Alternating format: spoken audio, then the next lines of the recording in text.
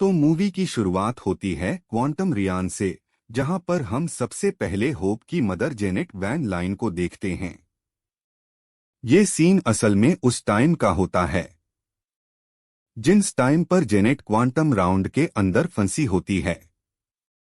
अब जो भी लोग क्वांटम रियान के बारे में नहीं जानते, उन्हें मैं बता दूं कि एमसीयू के अंदर क्वांटम रियल में एक अलग ही दुनिया है, और ये दुनिया अर्थ के नीचे एक्सिस्ट करती है, और इस दुनिया में जाने के लिए किसी को भी बहुत छोटा होना पड़ता है। अब मूवी की शुरुआत में जब क्वांटम विज्ञान के अंदर होती है, तब उसके ऊपर कुछ मॉन्स्टर्स हमला कर देते हैं, जिसके बाद जेनेट उन सब से लड़ने लगती है। पर तभी एक मास्टर जेनेट के ऊपर भारी पड़ने लगता है, और ऐसा लगता है कि वो जेनेट को जान से मार देगा। पर तभी एक लेजर बीम उसे आकर लगती है, और वो मॉन्स्टर खत्म हो जाता है। और फिर जब जेनेट पीछे देखती है, तब उसे पीछे दिखता है क्या इनके कॉनकर और जेनेट से मिलता है। क्या गुस्से पूछता है कि ये कौन सी जगह है। और फिर इसके बाद ही पूरा सैन फ्रांसिस्को के अंदर एट वैन पर शिफ्ट हो जाता है, और हमें प्रेजेंट टाइम का सीन दिखाया जाता है।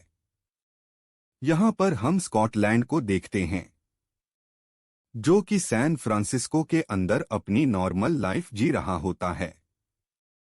सभी लोग स्कॉटलैंड की इज्जत करते हैं, क्योंकि उसने अवेंजर्स के साथ मिलकर दुनिया को बचाया था, और इसीलिए हर जगह पर उसे स्पेशल ट्रीटमेंट मिलती है। काफी खुश होता है, क्योंकि अब उसके पास उसकी बेटी कैसी के साथ 171 पूरी फैमिली थी, जिसके अंदर वो उसकी बेटी कैसी, पोप जेनेट और हैंड पंप है।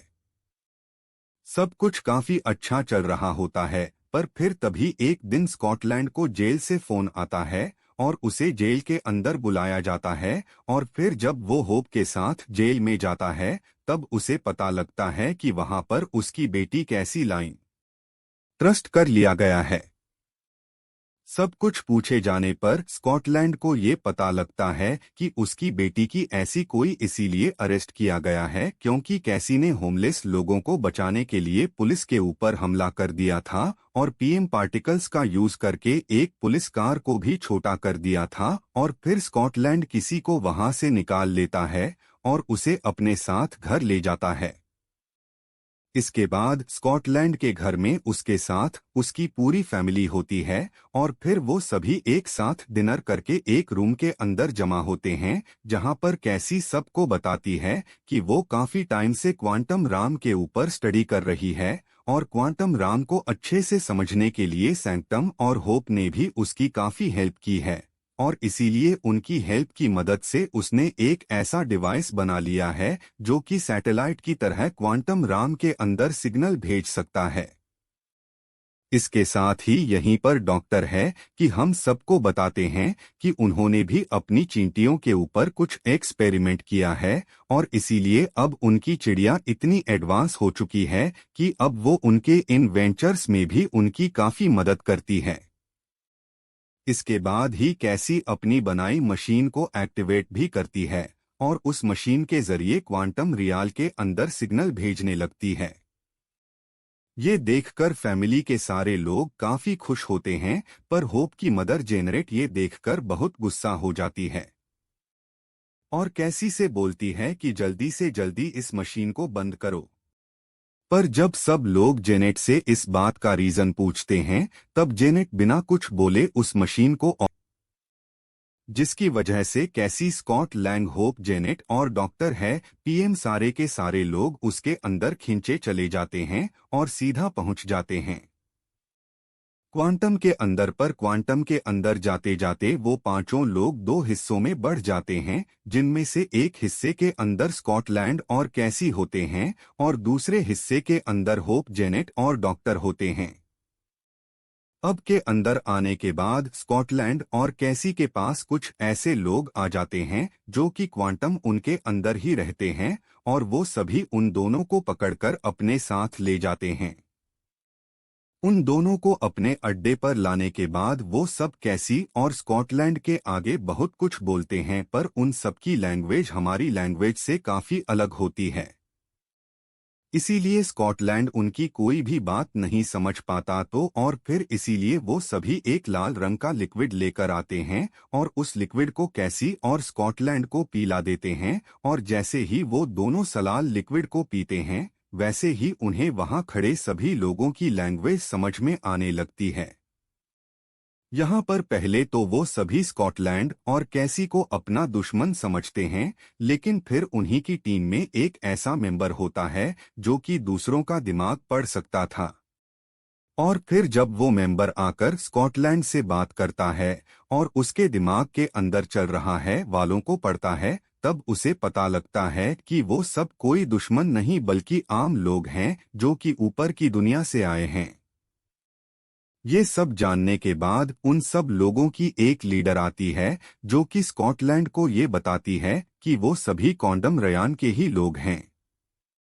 लेकिन अब उन्हें ऐसे छुप छुप कर भागना पड़ रहा है और ऐसा इसलिए क्योंकि उनकी दुनिया में एक बाहरी आदमी आया है जो कि बहुत ज्यादा पावरफुल है और उसी ने ही उन सबके घर बार को उजाड़ दिया है।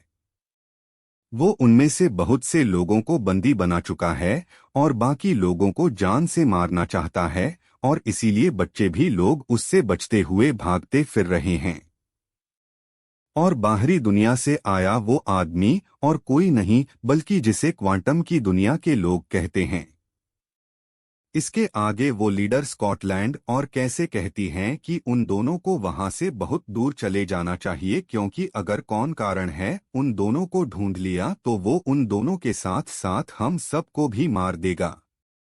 पर स्कॉटलैंड यहाँ पर उसे बताता है कि वो असल में अपनी फैमिली को ढूंढ रहा है जिसमें होप जेनेट और डॉक्टर हैंड पे में है। लेकिन फिर जैसे ही वो लीडर जेनेट का नाम सुनती है वैसे ही वो स्कॉटलैंड से कहती है कि तुम जेनेट को कैसे जानते हो।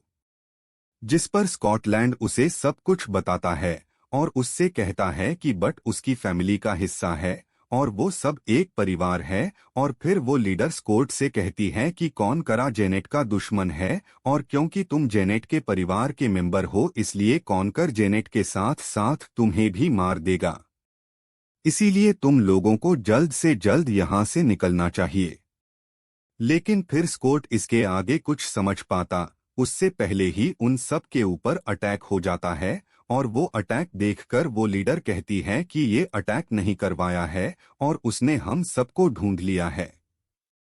असल में कॉन्डम में होने वाले ज्यादातर गतिविधियों के बारे में क्या इनको पता ही लग जाता है और इसीलिए वो ये भी जान चुका था कि जेनेट क्वांटम के अंदर आ चुकी है। जेनेट से भी बढ़कर क्या अकेले एंटमैन जरूरी था और एंटमैन कैन के लिए इतना जरूरी क्यों है ये आपको कहानी में आगे पता चलेगा। यहाँ पर जब कैन के लोग एंटमैन और कॉन्डम के लोगों के ऊपर अटैक कर देते हैं तभी हम यहाँ देखते हैं कि उस आदमी को मोड ऑफ कंट्रोल कर रहा है। मोडो की यानी कि mechanical organism desired only for killing और ये मोडॉक और कोई नहीं बल्कि एंड वन मूवी का विलन येलो जैकेट यानी कि डरिन क्रॉस है जो कि एंड मैन मूवी की लास्ट सीन के अंदर एंड मैन से लड़ते वक्त क्वांटम रियल के अंदर फंस जाता है और उसकी बॉडी का पूरा डिजाइन बदल जाता है।